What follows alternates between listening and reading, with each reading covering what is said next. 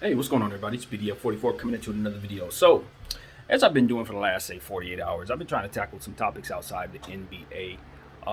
Not for any other reason than just this stuff on my mind that's happening, that I'm experiencing on online, not experiencing, but paying attention to online and subjecting myself to.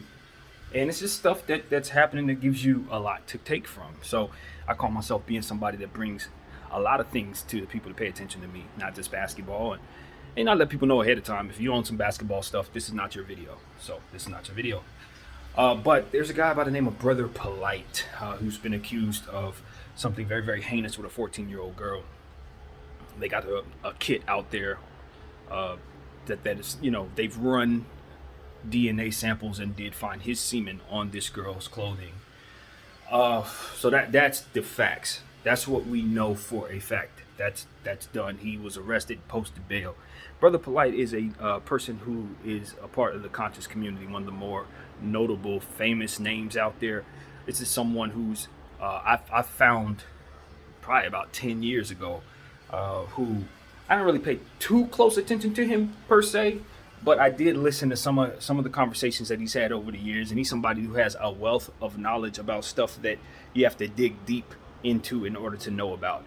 He has a lot of biblical secrets. I stumbled onto a excerpt of him today that was posted a week ago, where he was sitting down on live with somebody talking about the original information that he was aware of in regards to the Bible and how it ties to Islam and all different types of fascinating stuff. This dude is a wealth of knowledge and somebody who had a lot to offer to the community in that regard. However, he had some issues in the past in regards to being accused of things such as this.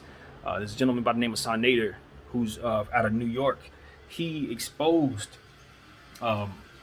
this gentleman, Brother Polite, about a year ago, from what I understand. I didn't see the footage of that. I don't know the full extent of that, but basically he was accused of being somebody who touches little girls or something of that nature. Okay, so this is not the first time we've heard of this guy being this way. And unfortunately, the story goes that basically he was having some type of argument with his girlfriend, the accused, not the victim's mother, his girlfriend. And basically, I guess the story goes that he was supposed to be taking the daughter, out of the house to try to find a way to mend fences with her and her mother. So I guess the girl and the mom was having an issue. He called himself being a good boyfriend. So I want to clarify, it wasn't the issue between her and him. It was between her and her daughter, just for clarification's purposes. And he was going to take her out of the house, get her head cleared right, somehow figure out how they can kind of just clear the air. So what I'd imagine happened without information, what I can take from what that was that there was probably an argument in the house between the girl and the mom. He's like, let me separate them. Let me get them out of the house, right? Get one of them out the house for some hours, clear her head, we can come back around. Just like a man takes a walk before the fight happens. That's what it sounds like happened to me. I don't have information to back that up, just what it feels like happened there. So my speculation alone. With that, what was said was that what was documented, read by Tasha K, lady who does quite a bit of media and stuff like that. She's the one who broke the story. The information that was given was taken down from the police report. I'm relaying that to you as she related to me, as loosely as I possibly can from memory. So this is what I got. Essentially, after he taken her out of the house, they tried to go to some type of club. Why this 38-year-old man is trying to go to a club with a 14-year-old girl in any capacity is beyond me. But I guess the club was not open. So while they were waiting for the location, I guess they may have contacted somebody else or was looking for some type of location to go to that was open. They decided to check into a hotel. Now, why a 38-year-old man and a 14-year-old girl is checking into a hotel temporarily to waste time while they wait for the location of their next party already sounds like he's crossed so many lines in age barriers and so many different things that he's done in line crossing that he already should be getting all the way up out of here as far as I'm concerned. That's too far already. He shouldn't be doing none of this. But he takes her back to the hotel, and as the story goes, he got her drunk. The last thing she remembers before passing out was him exposing himself and trying to force himself into her mouth. And then from there, this individual, the victim passed out, and when she woke up, he was trying to induce her to throw up with his fingers in her mouth, trying to get whatever he put in her, which was likely some type of drug. I have no confirmation of what other than liquor was in her. But the story goes that she woke up with him trying to wake her up by doing the finger in the mouth thing to throw her up. At that time, of course, I'd imagine, we didn't get a whole lot of information since this is taken down from there. The next thing that was reported was that she was taken home by Brother Polite, and when she got home, the mother saw that her daughter was in distress, obviously, not lucid, and Brother Polite told his ex, "Don't call the cops on me because this will ruin my career." That was all that was reported. Now, some of the story to me doesn't add up, doesn't really make sense. But then again, we're not assuming the behavior of someone who would do something like this would be rational anyway, to be completely honest with you. So I kind of just run with that first. But the part that makes me feel like it's a lot to learn about what happened that night is the fact that I'm having a hard time believing that this individual would be so bold as to take her back to the house, still looking like she's disoriented, take her to her mother, and then proceed to admit guilt by saying, "Please don't tell anybody what happened here." You would have had to then express what you did to the mother. That scene goes a certain way, right? Obviously. And then the police are called, and I guess you're arrested without any resistance from you. All of this doesn't feel like somebody's behavior once they realize that where they've gone is going to get them in trouble.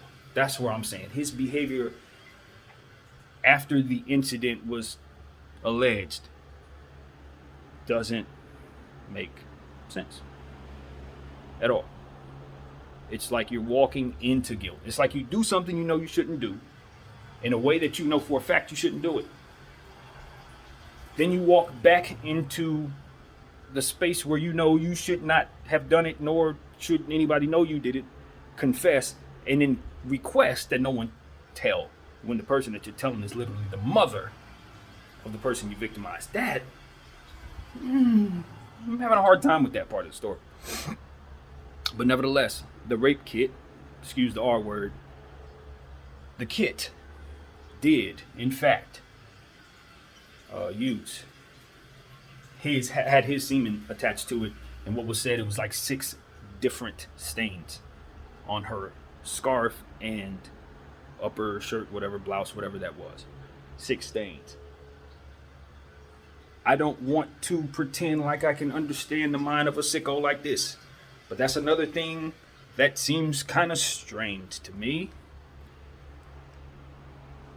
There's no protection of oneself in this situation, is what I'm saying here. A person who knows they're wrong and doesn't want to get caught does not do any of what that man did. Do you understand what I'm saying? That sounds like somebody who's completely lost their mind, has no longer any protection for themselves in regards to what it is that they're doing, and are basically prepared to go to jail. And you know what else kind of aligns with that, though? There was something that was said in Tasha K's video where she said that it was reports that he had went into jail, and it was like a certain type of setting where he walked over to, I guess he walked into like General Pop or something like that. Somebody walked up to him and said, "Hey, ain't you Brother Polite, so-and-so and so-and-so?" And he says no to that person, and then immediately turns around to the guard, and the guard says something, "Hey, Brother Polite, how you doing?" Slaps his hand, and he acknowledges that he said that he is that person. It was kind of like one of those delusional type of scenes, the way she described it, as he is in jail. So I don't know if that's true. I don't know if that helps, but that does align with the detachment of protection as it pertains to being completely outside of yourself. As to which this entire thing is crazy, right? It's all crazy. So as far as I'm concerned, Brother Polite is a sick man. nevertheless, or someone has come up with a plan to get him up out of here. Now, I know he has some enemies, things like that. One thing you cannot deny is DNA, right? But one thing that we can for certain say is that the possibility of someone stealing your DNA and putting it on something and then framing you and all of that can be done. Not certain it's being done here, but it can be done. So I don't look at that as an end all be all to the questions I have about both sides of the story. That it doesn't end it for me. Because I know people can do things. You can do them. We've seen it being done before. People planting evidence, planting all types of DNA. We saw it in the OJ case. It's been done. The thing about it is, when someone's already accused you of something, when someone's already said you're a sicko and you're a bad guy, this doesn't help when this follows up. Now, those who could frame someone, those who would be willing to frame someone, would obviously know that information, and it would only fuel their ability to kind of double down on what it is that they're doing and seeing it working. Because obviously, if you've done this before, it's very easy to convince people you do it again. It is what it is. But one thing's for certain, I don't have any reason to believe that he was framed. I'm just looking at the story that took place after the incident, and I'm saying, to me, that don't make no sense. That don't sound like somebody who has any regard for being caught.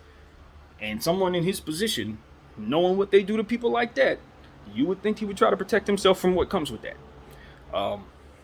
But if he's completely lost his mind, for which this is a crazy thing for him to do, then obviously there's nothing else to say. You just got to go ahead and do away with your guy. So that's where I stand with it. I have questions, to be completely honest with you. The information that I've received leaves me open to finding out more. And of course, as we find out more, I'll be ready to react to that. Because at the end of the day, I'm not quick to vilify people for stuff when they haven't been convicted. Even if what they're being accused of is horrible. Because I know that the frame game exists. It simply does. And the more history you have of doing something, the more ammunition someone has to frame you with it. But if he did this, that brings me to a space of, if he did this, then this is my reaction to it. If he did this, this is my reaction to it. Grown men, I'm 37 years of age today. Grown men have zero excuse for the type of a behavior that man displayed in the presence of that young girl. Even before the alleged incident took place. You taking her out of the house and you doing what? You're taking her to a club? She's 14.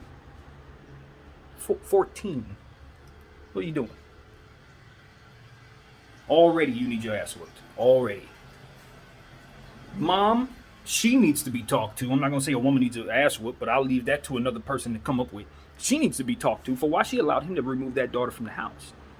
14 years old, it's the dead of night, it's club hours, and you're letting this man take your 14-year-old daughter, of whom you're not happy with, out of your household and do God knows what with her? And what are you doing during that time? You're just cooling off, right? You're upset. Is that how that's going? I don't know. But I have questions for the mom. I have questions for the mom. 14-year-old girl, you letting her go out the house with your man? At 10-something at night? Shouldn't he be taking you out the house to the club? Leaving the kid at the house? If there's some separation that needs to be done, why is he taking the child away from the environment? He should be, he's girlfriend to you. He needs to get you out of the house or be where you are, not where your daughter is. Already, he's out of bounds. Now, I can see some scenarios where you say, just take her out the house. And if that's the case, never mind. But I can totally see why then someone would question why the hell you're doing that, just like I'm doing right now. Why are you doing that? I'm a man, right? I don't expect any woman I date to leave me with their child. They were in all the way into a year into their relationship for context purposes. Even if me and her have been together for a year, I don't expect her to let me walk out the house with her 14-year-old daughter at no 9:30, 10 o'clock or later at night. There's no excuse for that. There's no reason for that. I don't have no business going without her mother anywhere with that girl at that hour. Period. I'm 37 years old. Polite's 38, 37 years old. Girl's 14. What else we need to hear?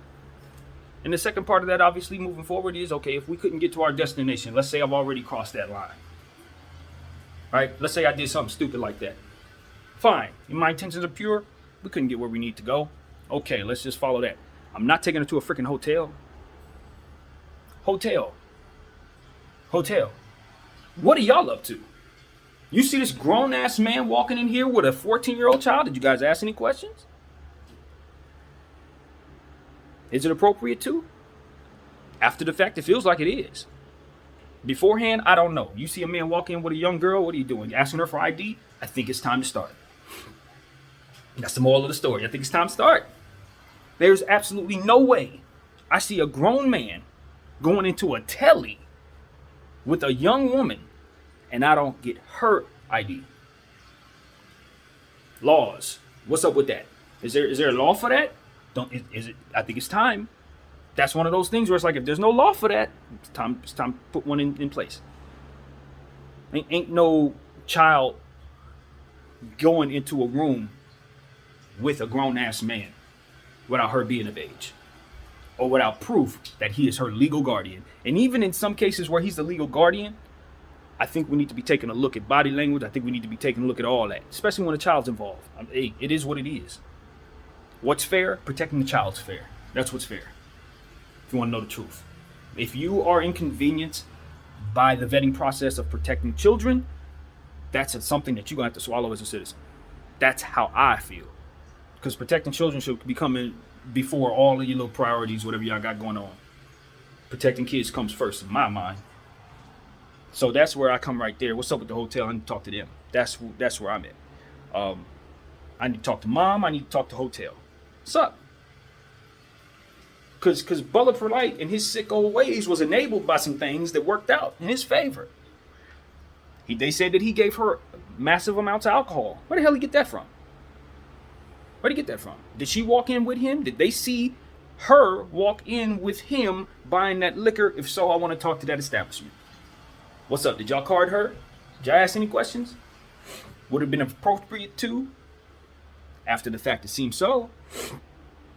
Maybe it's time to start thinking this way. This is where my head goes. I don't be looking at, oh, you sicko. No, a sick man gonna be a sick man. Man is going to be a sick man. What needs to happen is that the environment around that circumstance needs to get better at being able to determine who's sick and how to separate them from who they are and who their victims are. We need to get better at that, because a sicko gonna do what a sicko do. When you've lived in settings where people have been mentally ill, worked in settings where people have been mentally ill, face your own mental health issues like I do and have been open about, you understand. You can't play with that. And you certainly can't expect that to start and end in any logical space, which is why, even though this story doesn't necessarily make sense and he doesn't necessarily seem like someone who's protecting himself, it doesn't mean that it can't be true. Doesn't mean that this story isn't true. It just means that there's reason to wonder. It could still be very much true. Because again, the action itself is crazy. Brother Polite needs help. But the environment around the situation needs to be studied. Every place they went, every situation leading up to that situation and afterward, the hospital she went to, I want everybody talked to.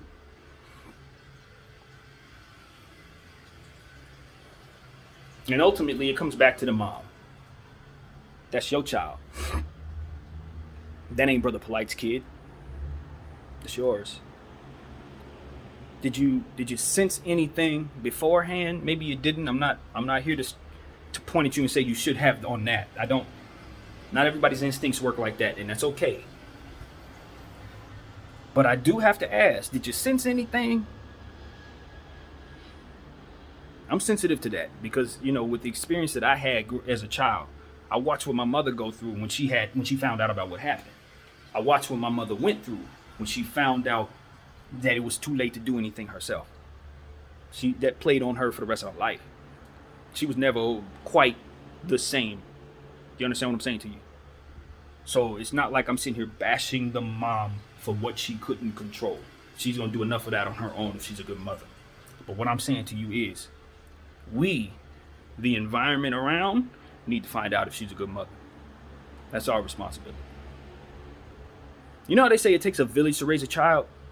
This is exactly what they're talking about. It's not just the small things. It's when the crisis has happened. Does the village do what it needs to do to ask the questions to get to the bottom of a situation? Did the village do everything it could to protect the child? And if something's already done, did the village do everything it can to get justice for the child? That's where I'm at. Because Brother Polight is a sicko going to do sicko crap. You throw him into a place where he can't do this again. And you get him the help that he needs, just like every other person that's very, very ill. And if you can't change him, you got to get him away from people. That's it. That's all it is. It's about protecting the child. You know, unfortunately, a lot of people who do these things have been victims.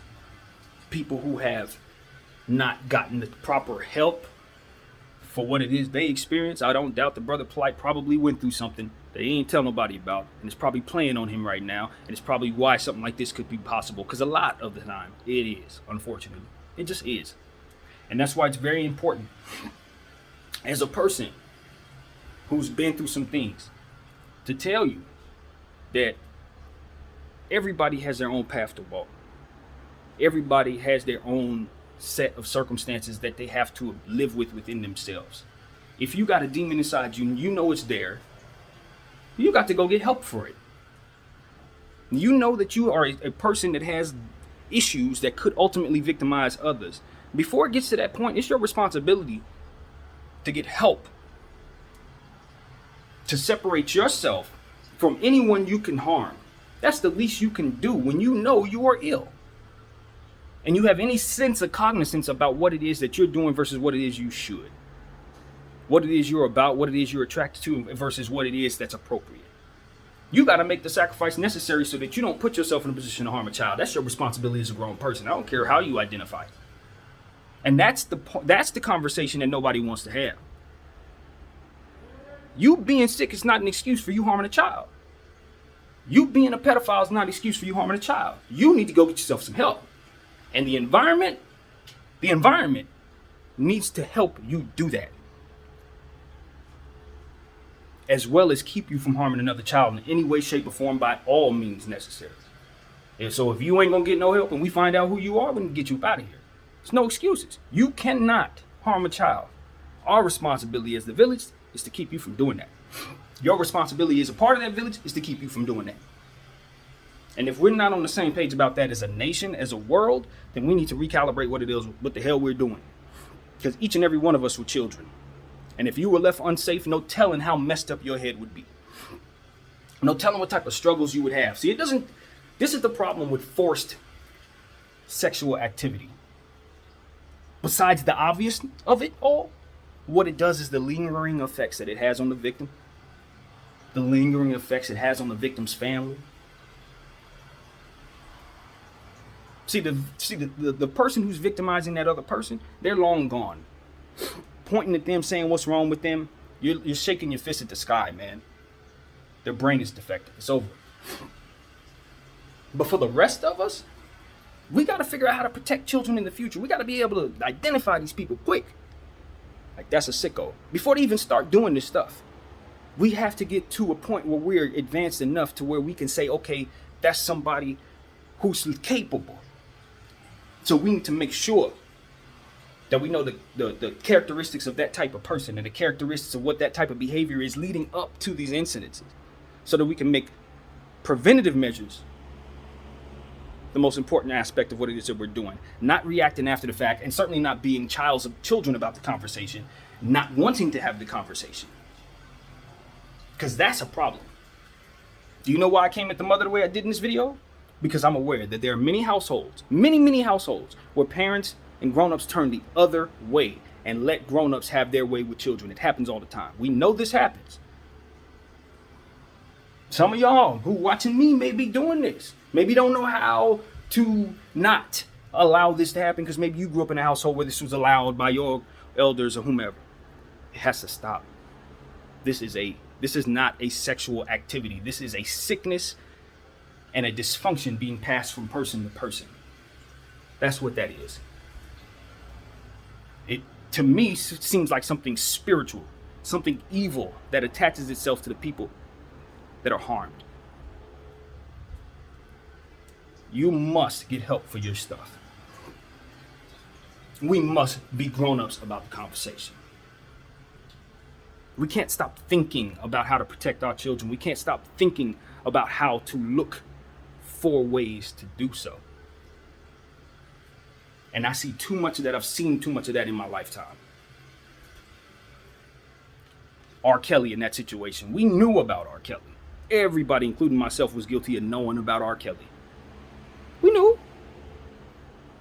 And there's been many others as well. We knew. I don't know what kind of trance we were in. I don't make no excuses for that. I just say going forward, I don't want to be selective about who it is I get on, about what it is that I get on them for. If you're doing something wrong, we need to be looking at you the same way we look at somebody else, regardless of what you did leading up to that point in terms of your character. I'm sorry. Your character gets negated. Your art and the things that you accomplish do not matter as much once you find yourself being a predator like this, victimizing people. All that goes out the window. And for the victims,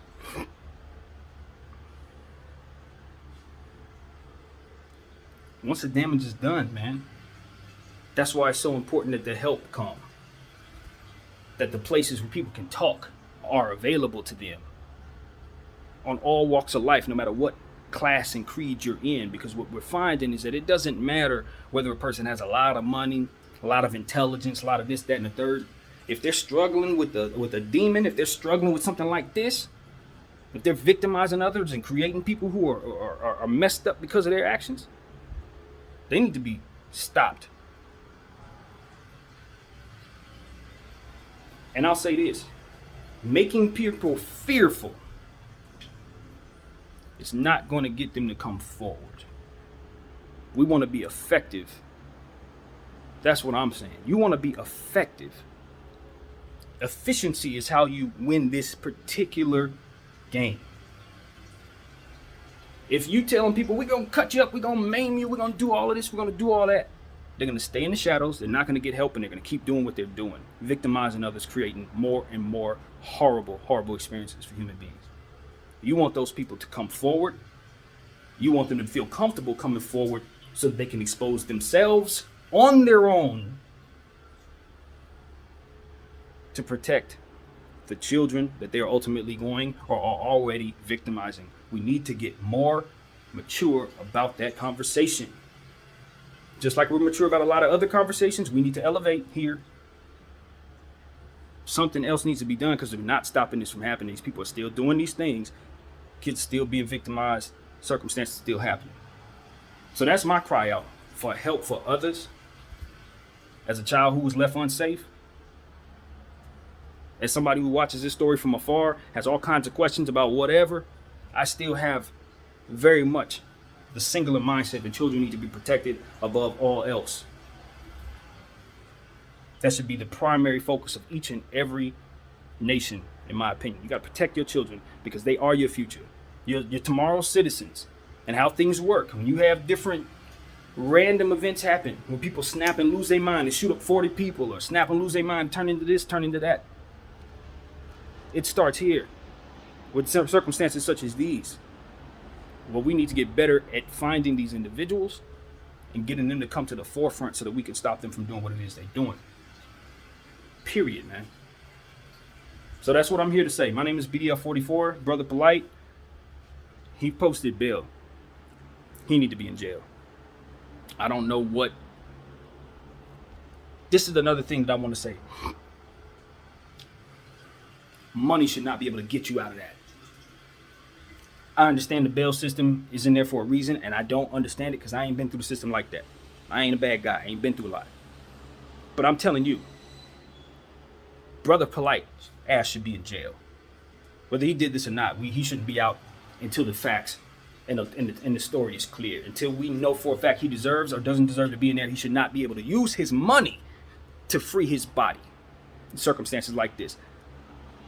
I'm not saying I don't believe in the bail system, but as I'm saying, as it pertains to crimes involving children, shouldn't be no damn bail. Shouldn't be on the table. Your ass should be in until we know for a fact you didn't do this. Period. We've heard of guys doing stuff like this and it's skipping the country. It's a big time Hollywood producer who's known for this kind of thing. He did something like this, fled the country. Money protects people and allows them and enables them to be this way without any consequences in some cases. We've seen it on the highest levels, and we've also seen it further down in some cases. We need to stop. As citizens, we need to stop letting that be a part of what we do. Bail for that? Hell no. That's out. That needs to go away. So that's the last thing I wanted to say about this. Thank you all for watching and being patient with me. My name is BDF44, and I'm out.